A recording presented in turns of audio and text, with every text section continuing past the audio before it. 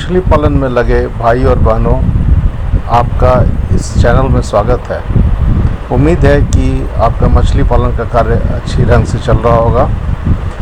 एक बात मैं सोचता हूँ कि पता नहीं आपके ध्यान में आता है कि नहीं, कि मछली पालन करने में हर साल हम लोगों को बीज का संचयन करना पड़ता है। जो किसान भाई इसका कारण समझते हैं, अच्छी बात है। जो नहीं जानते हैं उनको मैं बताना चाहूँगा कि जो व्यावसायिक दृष्टि से मछली पाली जाती है, जैसे कि रेहू है, कतला है, जिनको मेजर कार्प बोलते हैं, उनमें कॉमन कार्प को छोड़ करके अन्य सभी मछलियों में एक विशेष गुण है कि वे जब पानी की धारा तेज़ होती है तभी उसमें प्रजनन करते हैं। तो आज से 25-30 वर्ष पहले तो नदियों से मछली का बीज संचय किया जाता था, वहाँ से लाया जाता था, परंतु बाद में नदियों में प्रदूषण बढ़ गया, मछलियों की संख्या कम हो गई, तो प्रेरित प्रजनन के द्वारा मछली का बीज तैयार किया जाता है। तो जब तक कि कोई नया तकनीक नहीं आ जाए, जब तक कोई नए तकनीक का आविष्कार नहीं हो जाए, मछली पालन में बीज संचयन का कार्य जो है वो चलता रहेगा। और इससे एक और बात उभर कर आती है कि बीज का व्यवसाय भी एक बहुत बड़ा व्यवसाय है, जो कि अभी समाप्त होने वाला नहीं है। और पश्चिम बंगाल में तो कई स्थान ऐसे हैं जहाँ की लोग 100% बीज के उत्पादन और बिक्री पर निर्भर है। तो मेरा आपसे ये सलाह था और इसी के लिए मैं आज ये वीडियो बना रहा हूँ कि आपके पास यदि छोटे तालाब हैं, 50 डिसमिल, 30 डिसमिल, 20 डिसमिल या 1 एकड़ तक, तो उनमें बीज उत्पादन का कार्य करें और लाभ कमाएं। इसके लिए करना क्या है कि मई महीने, अप्रैल महीने में तालाब के बांध को मजबूत कर लेना है। चारों तरफ घूम करके देख लेना है कि कहीं बांध कमज़ोर तो नहीं हो। इसके बाद जो किनारे में घास है उसकी सफाई कर लेनी है। उसके बाद तालाब को जुतवा देना है। यदि पानी नहीं है तो आराम से जुताई की जा सकती है, यदि पानी है तो पानी को निकलवा दीजिए। और यदि ऐसा है कि आप पानी नहीं निकाल सकते हैं तो जाल चला करके जलीय घास, जो कीड़े मकोड़े और पुरानी मछलियों को निकाल दीजिए। तो इस प्रकार जुताई के बाद उसमें चूना का छिड़काव करना है, गोबर देना है, सरसों की खल्ली देनी है, धान का कोड़ा या राइस ब्रांड जिसको बोलते हैं वो देना है। और जब 1.5-2 फीट पानी हो जाए तो 7 दिन के बाद उसमें जो है कीड़े जो होते हैं उनको मारने के लिए कीटनाशक आते हैं, उनका प्रयोग करना है। और उसके बाद 24 घंटे के बाद उसमें स्पॉन डालना है। मत्स्य स्पॉन यानी अंड बीज, जो अंडा से निकला हुआ बीज होता है उसको बोलते हैं। इसकी संख्या 1 एकड़ में 15 से 20 लाख, 2 मिलियन ये डाला जाता है।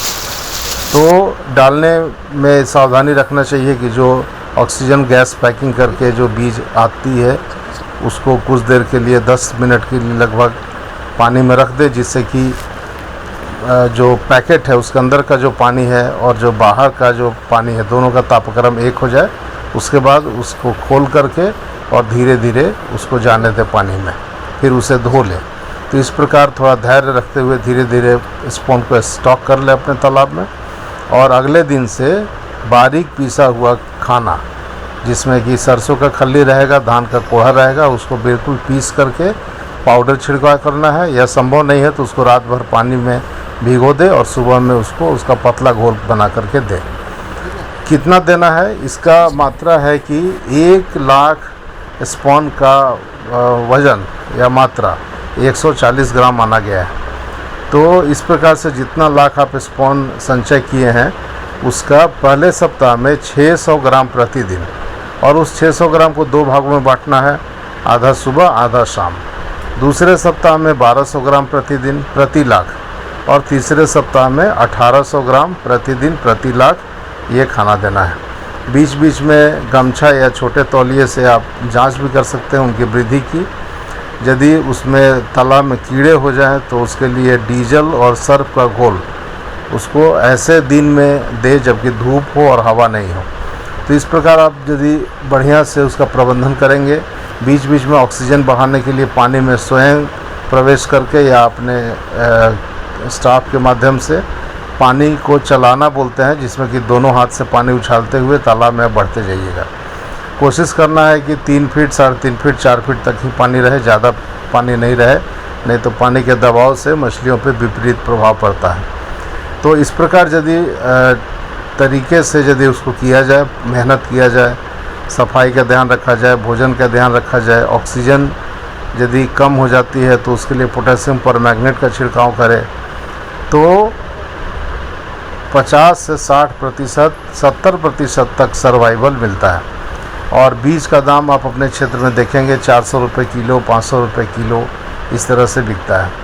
दूसरा क्या है कि जो पहले चरण में यदि आप स्पॉन डाले हैं और उसका फ्राई या फिंगरलिंग तैयार हो गया, वो बिक गया, तो आप फिर डाल सकते हैं। इस प्रकार जो सीज़न है जून, जुलाई, अगस्त में सितंबर तक चलता है, इसमें आप 3 बार ये बीज का काम कर सकते हैं। बिक्री के लिए मैं सलाह दूंगा कि आप पहले ही आसपास के जो गांव है उसमें जो तालाब है, जो उनके मालिक हैं, उनसे संपर्क कर लें, उनको बता दें कि मैं बीज का काम करने जा रहा हूं और आप मुझसे लिया करें। तो यदि उनको जो बीज देंगे उसमें अच्छी उत्पादन हुआ तो अगली बार भी वो लेंगे। दूसरा, आप अपने तालाब के ऊपर एक बोर्ड भी लगा सकते हैं कि यहाँ पर उन्नत किस्म का मछली का बीज उपलब्ध है, उचित दर पर अपना नाम और फ़ोन नंबर दे देंगे। तो इससे क्या होगा, आने जाने वाले लोगों को जानकारी भी मिलेगी कि आपके यहाँ बीज उपलब्ध है। दोस्तों, बीज की बहुत ज़्यादा मांग है और मांग पूरा नहीं होता है। मैं क्षेत्र भ्रमण के दौरान देखता हूँ कि बीज की कमी के कारण कई तालाब पड़ता रह जाते हैं। इसलिए यदि आपके पास मौसमी तालाब है, छोटे तालाब हैं, तो इस व्यवसाय को अपनाइए और लाखों रुपए कमाइए। इस चैनल को जो भाई सब्सक्राइब कर चुके हैं, मैं उनको धन्यवाद देता हूं।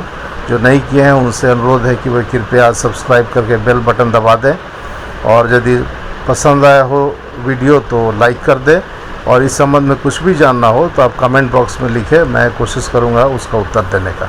धन्यवाद।